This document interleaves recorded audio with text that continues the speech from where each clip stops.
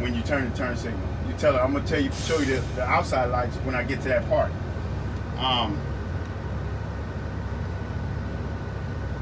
The juice works.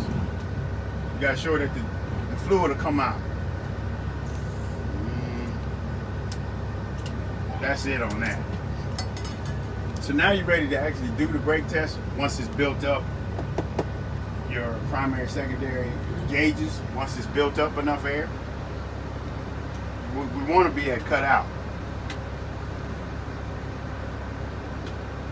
So then you do the brake test. So you tell her the first part of my brake test is cut in. I'm going to deplete the air in the system, which means I'm going to press the service foot pedal. I'm looking for the needles to start going up, and it has to happen by 85 psi. So you got to get it to go down somewhere close to 100 at least. On our bus it'll be 100, and you'll be able to see the needles right by the hash mark. So it'll be real easy to see when they move, because when the orange needle is right by the white hash mark, it's real easy to see if it moves. So once it starts going up, you say, oh, it started going up, and it started going up at 100. So that's good because it happened by 85. Then you say, now I'm looking for a cutout, and that must happen by 130. And how I'm gonna know it cut out is because they're gonna stop going up. Of course, you're gonna be listening for the spitters too, but don't talk about the spitters. So once it cuts out, you say, oh, it cut out at 120 or whatever it cuts out at. That's a good test because it happened by 130.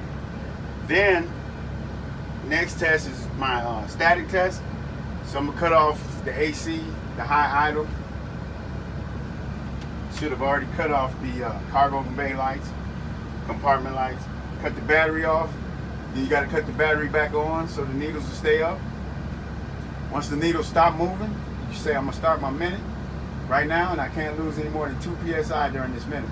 So you wait a whole minute. Once the minute goes by, you say, oh, that was a good test. I didn't lose any pressure. My next test is I'm gonna be the applied test, where I got to release the parking brake, put my foot on the service pedal, and hold it. Once the system settles or the needles stop moving, I'm gonna start a minute where I'm not allowed to lose any more than 3 psi.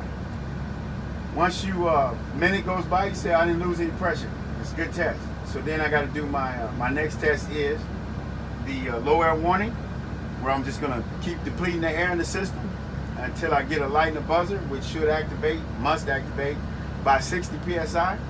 So as you start pumping down, you want to slow down when you get down there, because you don't want to pump past 60. So when you hear the buzzer, you say, oh, there it is. It happened by 60, so that's a good test. You can tell her where it happened. Happened at 70, so that's a good test. My next test is the emergency brake test. So I'm going to keep depleting the air in the system till the knob pops out. So you keep hitting the foot brake or the foot pedal. When it pops out, you say, oh, it popped out. That was a good test. Now I'm going to take it down further and actually test that it actually works. Because the knob popped out is good, but I need to see that it really works. So you take it down as far as you can, as far as the needles, depleting air. Turn the bus on. Put the bus in drive. Give it gas twice. It didn't move. That's a good test. Then you try to release the park brake, the yellow knob, twice. It should not stay in. Then you got to deal with that green knob. Press it all the way down, hold it down. The bus will move.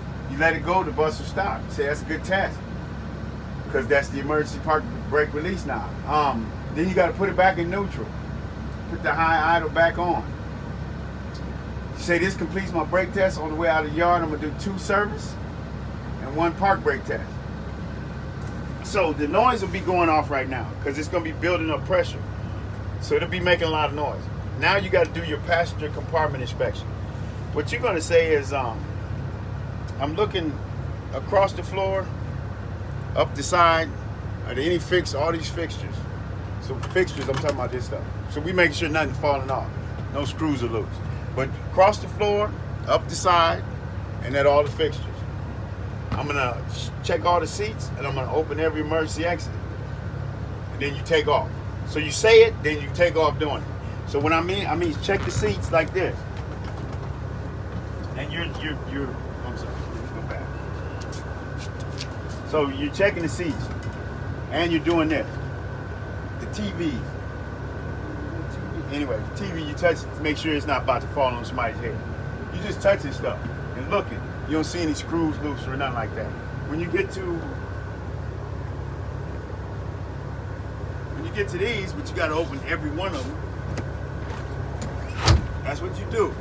Grab the handle, pull it down, push the window out, let it slam back closed. These, you just touching them. You don't want to yank nothing and tear nothing up, but you just want to feel that it's secure. So each seat, you're doing this. And as you walk, you're touching stuff. You're looking at stuff. Come back here.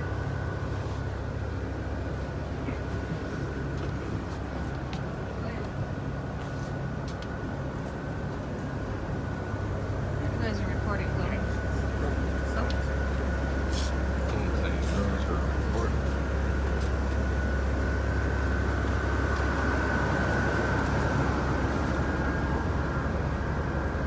Some people, on the way back, do all the windows on one side.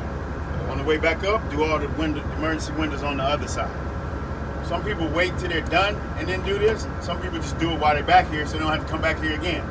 You know you better than anybody else. You know if you're going to forget or not. So most people say, I better do it while I'm back here. So you say, this is my emergency exit. It says it's roof hatch. My emergency roof hatch exit. It says it's emergency exit and it has instructions on how to open it. We have to show them that it detaches. On these buses, you don't hear alarms. When we open these school buses, you hear lights and noise. You open one of those, there's going to be some noise and some lights going on. Forget that. So it's best to push it up and then release it. So this one, you turn the red knob sideways and you push the red knob up, and then it'll detach all the way. So if the bus was in a spot where we had to get out of this, you know how to detach it. Learning how to get it back closed is something that I have to take you through, because there's some little grooves here that you have to get.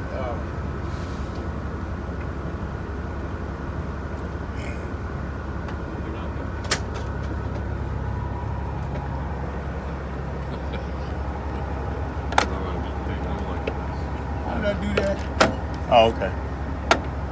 There's some little group. I'm gonna have to show you that one at a time. You're not gonna. You got to do it to learn how to close it.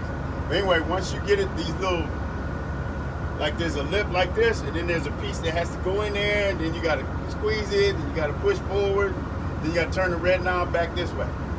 There's some handles here. So you close it back up.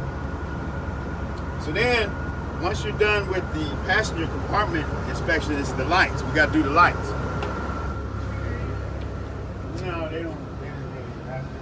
Go to the bathroom too. They didn't ask us to say nothing about the bathroom because kids ain't supposed to be standing up while we drive, so we really don't let them use the bathroom.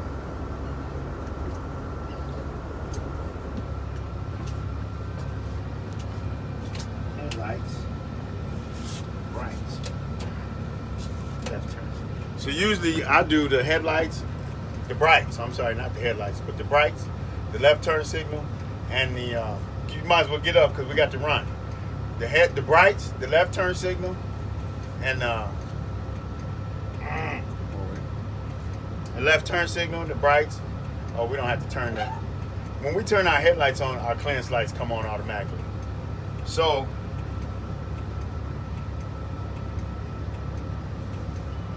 got a red knob on this one. So you got to come out and run around.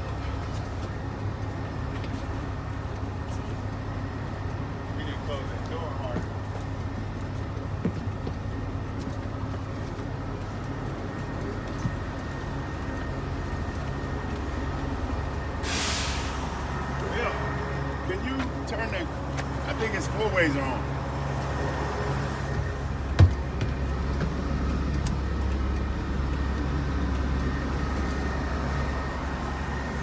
No, 4 ways are on.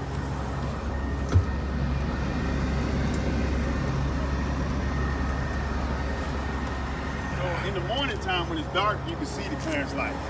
Right now it's hard to see that they're on. So when you come out, you just say, lights are working, brights are working.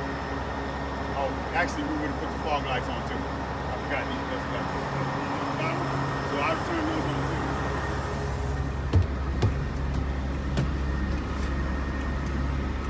Which one would it be? This one, yeah? That one? No? No. No. Yeah, I think it's this one. That Or one. that one. That's gotta be Yeah. it. They out there like. Okay. So we'll say clearance lights, right, left turn signal. You're facing the bus, so you want to say right. That's left turn signal, ball out. Then you're gonna run around the bus. Come on. So we say clearance lights, reflector, left turn signal. Clearance light, left turn signal, reflector.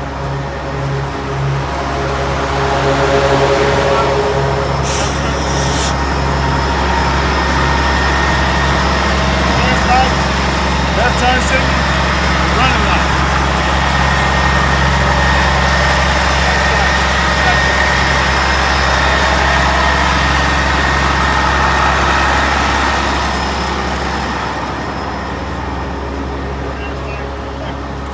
Get in, and you put it on low beam, right turn signal.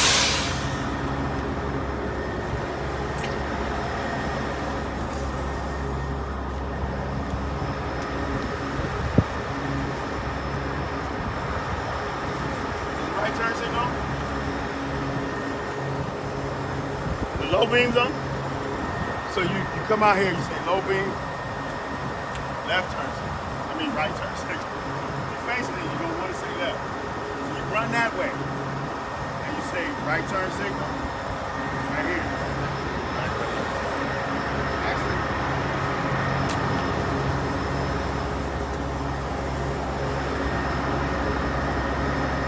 so there's a knob in there. When you turn this one knob on, it makes this white light work whenever you have a turn signal. And there's a white light on the other side too. So when you run down this side, you just say right turn signal, right turn signal. You already talked about the clearance and the reflector. You don't have to say nothing but right turn signal.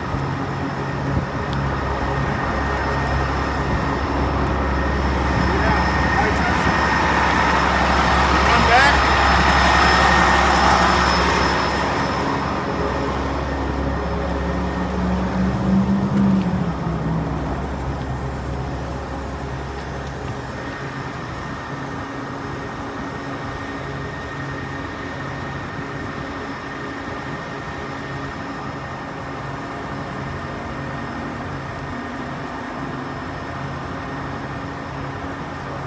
Right now, I have to do what we call a buddy system.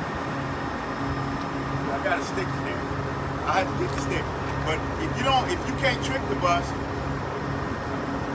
to stay in reverse when you turn it off, then you ask her to do the buddy system. So she go back and look, when you put it in reverse and put your foot on the brake pedal, she'll tell you that the white lights came on and the brake lights came on. You can do the four ways yourself, because you can have the bus. They don't want nobody behind the bus when it's in reverse when it's running. So I'll show you how we use the stick. I have to go in my office and get the stick, because we'll wedge it between the seat and the brake pedal so the lights will light up. This bus I gotta find out if I can make it stay in reverse while it's on.